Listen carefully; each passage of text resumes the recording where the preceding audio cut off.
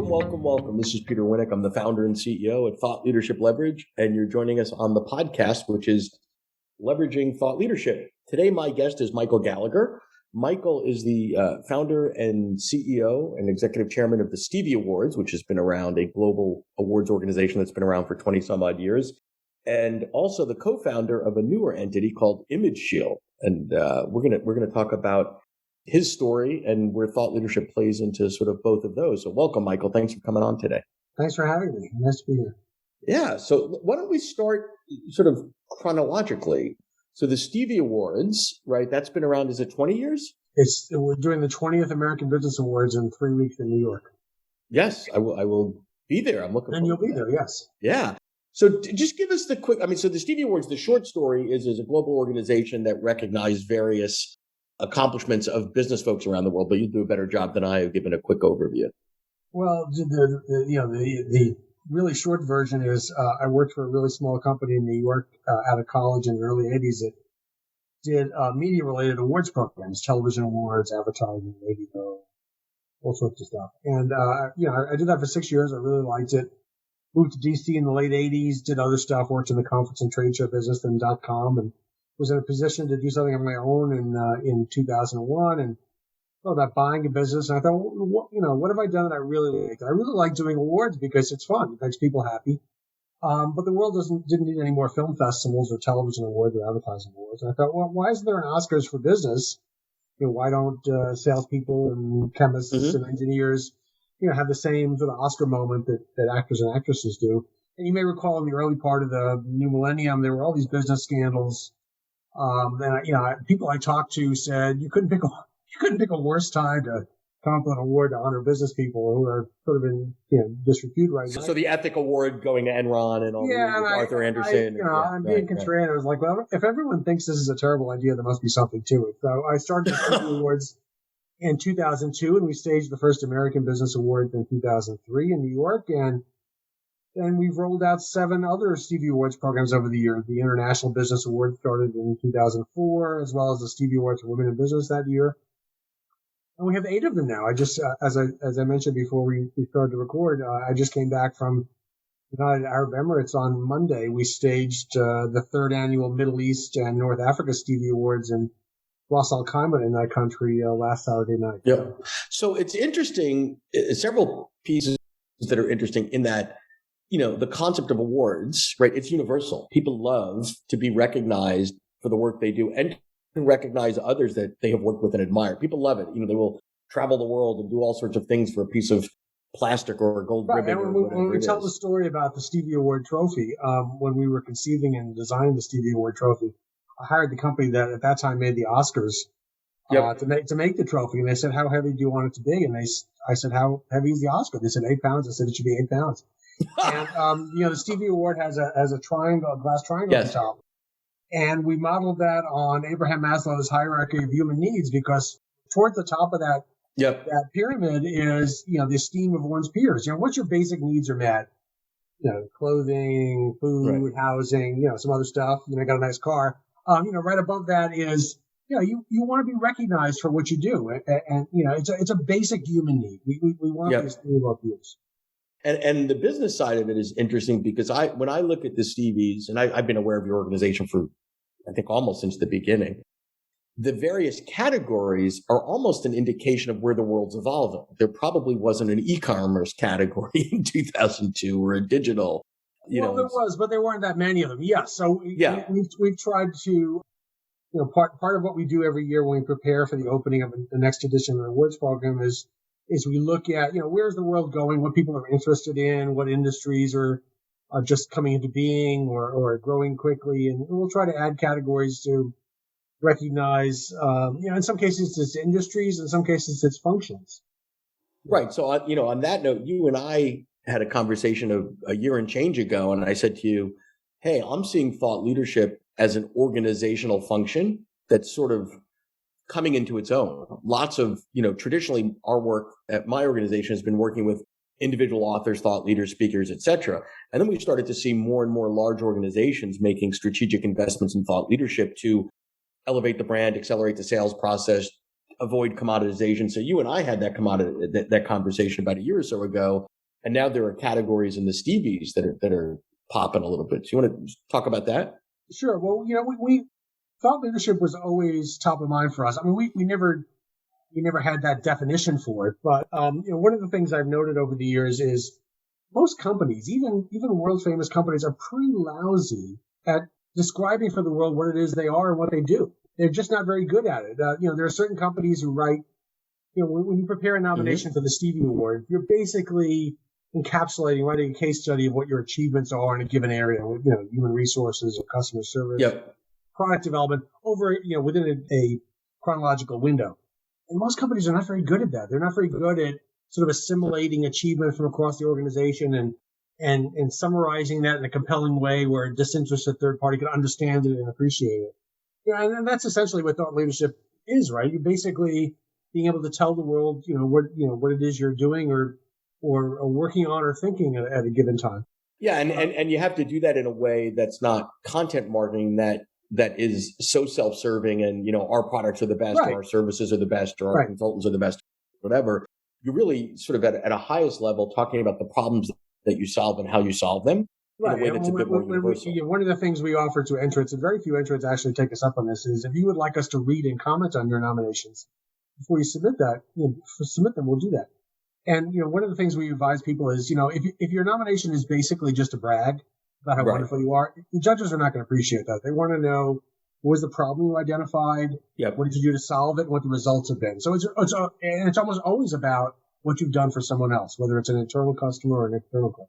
Right. Or a unique perspective that you've had bringing new thoughts to an old problem, right? Customer acquisition, customer experience, digital transformation, whatever. It's not a best practices per se, but something unique. So so that's where the Stevies are. Now I want to sort of segue to a newer venture that you're involved in called Image Shield. So just give us a brief overview of that, and then I want to talk about the underlying thought leadership. Yeah, the genesis of that, I was talking to the Stevie Awards webmaster, it's almost 2 years ago now, about the issue of the manipulation of, at that time we were focused on video, but it also extends to still images, and how we could help people prevent the images and the videos they share online from being manipulated, either being changed, deepfaked, or being used commercially without the permission and authorization. And we've come up with a technical solution for doing that. It's a service that, I think I'm saying to people it's going to launch in 2 weeks, but actually this time I think it's going to be in 2 weeks. Called Image Shield. We're launching what's called an MVP, or minimally viable product. So the initial version will not be an app; it'll be web-based at imageshield.com, and will help people to protect the photographs they share on social media or elsewhere online from being used commercially without approval or being altered. And it will. So those are two different. So let me just stop you there. So two different problems you're solving. Right. So if I'm just an average person putting a picture up of my vacation to the Caribbean, I'm not that delusional that someone's going to commercialize that. But if I'm a creator, if I'm an artist, if I'm someone else. Actually, that is an issue, because if you post a really nice beach sunset photo, will that wind up in an ad in Croatia, right? And if it is that going to ruin your life? No, but should you be paid for that? Yes, you should be. And but isn't the one that keeps but the one that I think would keep so there's a community of creators that this is how they make their living. This is their intellectual property. This is right. But if you're a young mom and you want to share photos of your young kids, you want to know that nothing nefarious is going to happen to those images. Once you release them into the wild on social media, or even share them by email or text message with the relation. You can't absolutely control what that person is going to do with it, and they're going to release it into the wild. And then who knows what's going to happen to it. So Image Shield will have technical protections, but it also will monitor the use of the images you share. So you share a photograph on Instagram or Facebook, and you share it through Image Shield, we'll immediately begin to search the online world continuously for the use of that image and report to you where it appears. And you can decide whether that's innocuous or whether it's something you need to follow up on. Right. So because right now in the world that we're living in, I mean, one oops on the internet, intentional or not, or caused by you or not, could ruin a reputation, cost opportunities, embarrassment and all those sort of things. So I want to double click on the Image Shield. There's a lot of thought leadership under that. So there's clearly a problem you're trying to solve. Two problems. How do you have creators protect their intellectual property? And how do you have other folks protect, let's call it, their reputation or that sort of thing. So that's a real problem. Well, I'll plug your company. We've been working with Thought Leadership Leverage for several months now on developing thought leadership assets for the launch of Image Shield. And, we recognize, I mentioned that the initial version of Image Shield is an MVP. So, with an Image Shield, anyone can use it. We're focused initially on reaching out to two constituencies: young women between the ages of 16 and 30, who are most likely to have their images when they shared online abused, and older adults, say, 55 and older, who are the least sophisticated online. They're most prone to have their images that they share somehow used against them in an identity theft scam or some other. Sure. So, in working with Thought Leadership Leverage, we're developing messaging and imagery associated with reaching out to those constituencies. Now, this is image abuse is a problem that affects everyone worldwide. It's not necessarily top of mind, though, right? So it's right. You and I came up with the carbon monoxide analogy, right? Carbon monoxide could kill you. It's a silent killer. It's odorless. It's tasteless. And in some respects, image abuse is like that. When you share an image online, you don't really give much thought into what nefarious places you could wind up in. But that could happen and can come back to bite you significantly. So, we're providing this tool for most people. Image Shield will be free. There's a paid upgrade for that. But for most people, at least they can get started for free at imageshield.com. If you go there now, it's a coming soon page. But by the time your podcast airs, perhaps it will be open. And we invite assuming it's more than two Michael weeks, right? No, it's not 2 weeks this time. I'm going to start doing it. If you're enjoying this episode of Leveraging Thought Leadership, please make sure to subscribe. If you'd like to help spread the word about our podcast, please leave us a review and share it with your friends. We're available on Apple Podcast and on all major listening apps, as well as at thoughtleadershipleverage.com/podcasts. When I think about the risk piece, all of the social media platforms are designed to engage you and designed to get you to do things, not necessarily thoughtlessly, but in the absence of thought. I mean, we're not designed every time we put something on Instagram or every like that we do to say, oh, is this a good idea for me? What are the risk profiles to my reputation? Could this, we're not going through that. We're sort of just aimlessly staring at Starbucks going, here's a picture of a sunset. They're designed to encourage you to share as much as possible. And to their credit, Meta with Facebook and Instagram and Twitter, the major social media platforms are pretty proactive if you report something. Sure. We all have these older friends and relations who about once a week, if we use Facebook, send us a message saying, don't accept any friend requests from me, I've been hacked. Well, sometimes they've been hacked, but in most cases they haven't been hacked. Someone has literally just taken the photographs from their social media profile and created a mirror profile and is masquerading as them online.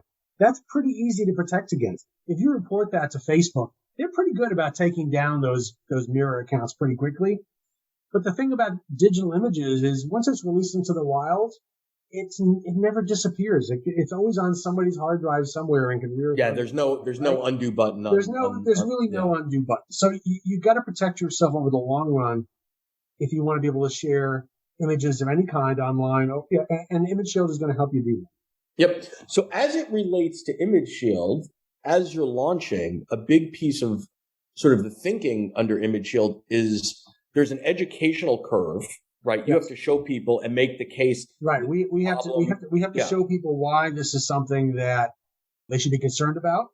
Right. And they should almost think of the use of Image Shield as an insurance policy against the ramifications of what could happen with it. Right. So that awareness and stating the problem is one place where the thought leadership lives. Yes. And then engaging folks to take an action is another place where the thought leadership lives, because you're not in a Coke Pepsi situation saying, I'm, new, improved, better than whatever. This is kind of a unique thing, which is amazing yet burdensome, right? Yes. For an entity. So this is sort of a blue ocean opportunity for us. There are solutions that have done this for quite some time for professional content creators, especially photographers, for being able to track the use of their images, because their livelihood is literally, if you use my image, I need to get paid for it. But there has been nothing to protect the average person who wants to share still images, and later we'll develop a version that protects video as well. So they, with some peace of mind that, that if something bad happens to their images, they'll know about it, and that there are some technical impediments right at the beginning to Sure. prevent images from being abused in the first place.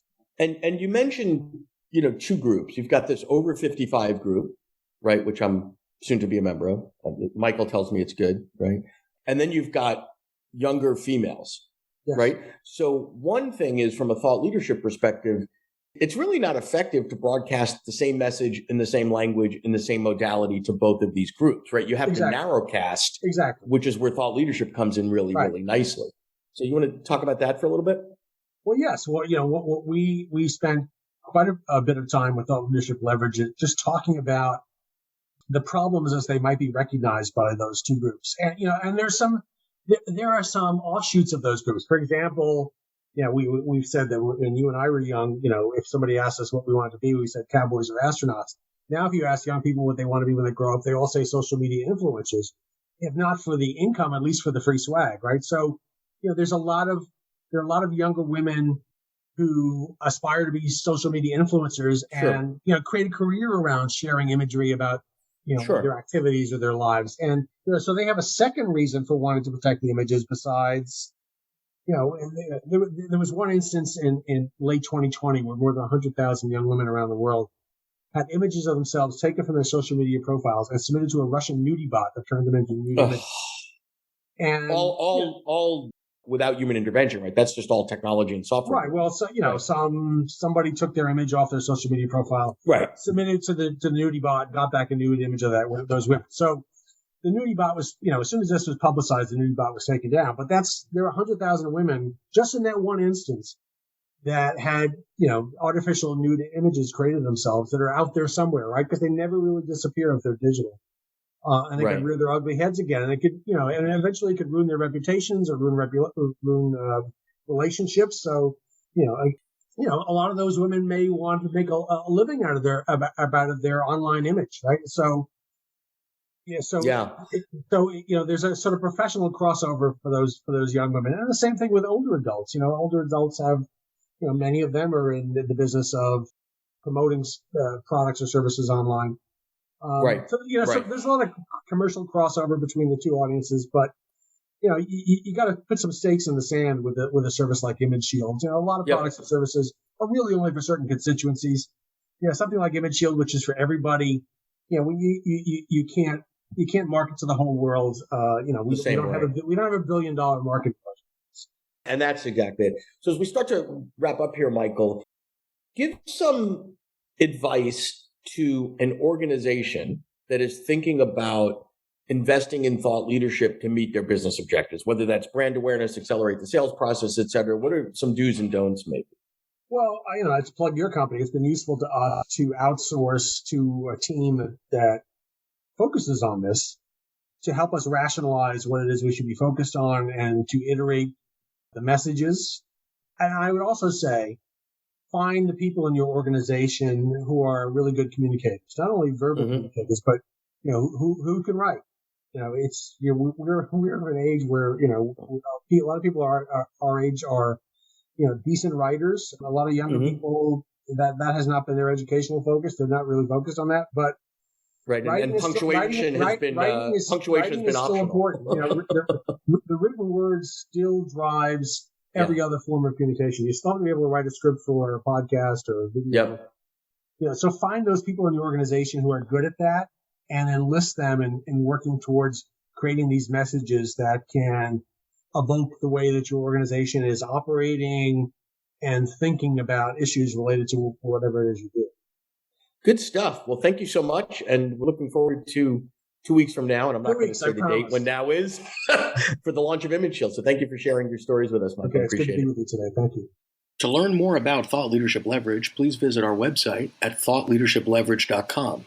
To reach me directly, feel free to email me at peter@thoughtleadershipleverage.com. And please subscribe to Leveraging Thought Leadership on iTunes or your favorite podcast app to get your weekly episode automatically.